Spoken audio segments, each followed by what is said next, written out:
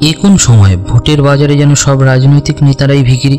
না, আমরা মন্দিরের সামনে হাত পেতে পয়সা নেওয়া কোনো ভিখিরিদের কথা বলছি না। তাদের ব্যাপার তো ঠিক আছে, তারা অভাবের জন্য এটা করছে, কিন্তু এই সব ব্যক্তিদের কাছে প্রচুর টাকা আছে। আমরা বলছি জনদরদি রাজনৈতিক নেতাদের কথা, যারা ভোট আসলেই কেমন যেন একটা ডাউন টু আর্থ হয়ে যায়, গরিবের ঘরে এসে মাটিতে বসে পড়ে, যেন বোঝানোর চেষ্টা করে আমি তোমাদেরই একজন। কখনো গরিবের বাড়িতে মাটিতে বসে দুপুরের খাওয়া দাওয়া সারা, কখনো রাস্তায় দাঁড়িয়ে থাকা রিক্সাওয়ালার পায়ে হাত দিয়ে প্রণাম করা, আবার কখনো সেলুনে ঢুকে গিয়ে সাধারণ মানুষের চুল কেটে দেওয়া। এমন দৃশ্য যেন ভোট আসলেই দেখা যায়। এই তো 2021 বিধানসভা ভোটের আগে দেখা গেল স্বরাষ্ট্রমন্ত্রী অমিত শাহ পশ্চিম মেদিনীপুরে এক গরিব কৃষকের বাড়িতে দুপুরের খাওয়া দাওয়া সারছেন। তারপরে দেখা গেল বাঁকুড়ায় এক গরিব কৃষকের বাড়িতে দুপুরের খাওয়া দাওয়া করছেন। তারপরে দেখা গেল বাগুইহাটিতে নবীন বিশ্বাস নামে এক মথুয়া সম্প্রদায়ের ব্যক্তির বাড়িতে দুপুরের খাওয়া দাওয়া সারলেন। কিন্তু ভালো করে একটা জিনিস লক্ষ্য করলে দেখা যাবে প্রত্যেক জায়গাতেই এরা এক হয় নতুন মাটির থালাতে, না হলে নতুন কাঁসার থালাতে খাওয়া দাওয়া করছেন। আর এতই যদি ডাউন টু আর্থ হবে, তাহলে সেই বাড়ির থালা বাসনে খাচ্ছেন না কেন?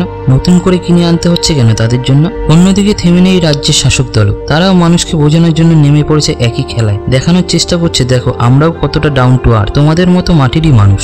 একসময় মহারানী ইন্দিরা দেবী মুম্বাই বা কলকাতায় থাকলে বিমানে করে তার জন্য বরলি পাঠানো হতো। রাজ্যের প্রাক্তন মুখ্যমন্ত্রী জ্যোতি বসু উত্তরবঙ্গে এলেও তার মেনুতে থাকতো একই রকম বরলির পদ। তিস্তা তোস্তার রূপলি সেই সম্পদ বরলি উঠল অভিষেক বন্দ্যোপাধ্যায়ের পাতে। জলপাইগুড়ির ময়নাগুড়ি ব্লকে টিনের ছাউনি দেওয়া ঘর, বৃষ্টির জল আটকাতে সেটি পলিথিন দিয়ে চাপা দেওয়া, ঘরের বারান্দার দীর্ঘদিন মেরামত হয় না, প্রায় ভগ্ন দশা। এই ভগ্নপ্রায় বাড়িতেই অভিষেক দুপুরের খাওয়া দাওয়ার ইচ্ছে প্রকাশ করেন। আর যেমন ইচ্ছে তেমন কাজ, কর্তার ইচ্ছেতেই খাওয়া দাওয়া রেডি হয়ে গেল। কিন্তু সেখানেও লক্ষ্য করলে দেখা যাবে একই ছবি, সব নতুন বাজার থেকে কিনে আনা মাটির থালাবাটি, তার উপরে আবার কলা পাতা দেওয়া। প্রার্থীরা প্রচারে চমক আনতে নানা কাণ্ড ঘটাচ্ছেন, যেমন ঘাটাল কেন্দ্রের বিজেপি তারকা প্রার্থী হিরণ চট্টোপাধ্যায় 2021 বিধানসভার প্রচারের সময় বেরিয়ে তিনি এক ব্যক্তির গায়ে সাবান লাগিয়ে দিয়েছিলেন। আর এবার প্রচারে বেরিয়েও দুম করে ঢুকে পড়লেন এক ভোটারের রান্নাঘরে ঢুকেই হাতা খুন্তির সহযোগে একবারে রাঁধুনির অবতারে হিরণ। 10ই এপ্রিল ঘাটালের লোকসভা কেন্দ্রের প্রচারের ফাঁকে ডেবরা অঞ্চলের এক ভোটারের বাড়িতে দুম করে ঢুকে পড়ে হিরণ। সেখানে গিয়ে মহিলাদের সঙ্গে জমিয়ে রান্না করেন। তবে শুধু রান্নাই করেননি, সেই বাড়িতে সেরেছেন দুপুরের ভোজ। জানা গিয়েছে ভোটারের বাড়িতে শাক, এঁচড়ের তরকারি, মাছের ঝোল দিয়ে দুপুরের ভোজ সেরেছেন হিরণ। অন্যদিকে তিনি পর্দার নায়িকা। অনেক সিনেমাতে গরিব পরিবারের মেয়ে কিংবা গরিব নায়কের স্ত্রীর ভূমিকায় অভিনয় করেছেন। মাটির বাড়ি, দাওয়ায় বসে খাওয়া, সিনেমার পর্দায় এসব ফুটিয়ে তুলেছেন অনেকবার।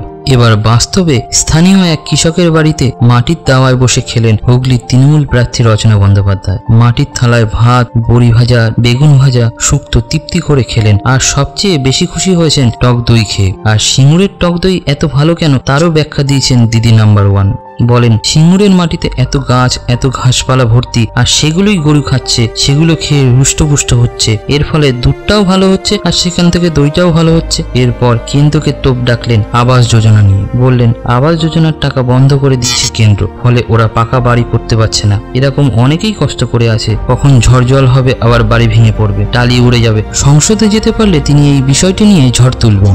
এইবার বিষ্ণুপুর কেন্দ্রের তৃণমূল প্রার্থী সুজাতা মণ্ডল এবং বিজেপি প্রার্থী সৌমিত্র খা ভোটের ময়দানে মুখোমুখি প্রাক্তন। ইতিমধ্যে একে অপরের বিরুদ্ধে সুর চড়িয়েছেন অনেক। সম্প্রতি বিষ্ণুপুর লোকসভায় তৃণমূল প্রার্থী সুজাতা মণ্ডল প্রচারের ফাঁকে পুতুলপুর বাজারে একটি সেলুনে ঢুকে কাঁচি হাতে এক খদ্দেরের চুল কাটতে শুরু করে। সেই ভিডিও রীতিমতো ভাইরাল হয়েছে। একই পথে হেঁটেছে সৌমিত্র খাও, তিনিও একটি সেলুনে ঢুকে যান বটে, তবে হাতে কাঁচি নেননি। আড্ডা দিয়েছেন সকলের সাথে। অবশ্য দুই প্রার্থী কেন সেলুনে ঢুকেছিলেন তা জানা যায়নি। অন্যদিকে শাওনি ঘোষ বারুইপুরে ভোটের প্রচারে গিয়ে এক দোকানে ঢুকে মোমো বানানো শুরু করলেন। ভোট বড়ই বালায়, কেউ দলীয় কর্মীকে ঘুগনি খাওয়াচ্ছেন, তো কেউ সকালে থলি হাতে নিয়ে বাজারে ছুটছেন।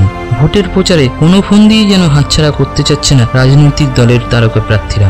সবশেষে আপনার ভাবা উচিত, সত্যি কি রাজনৈতিক দলগুলো মানুষের কথা ভাবে?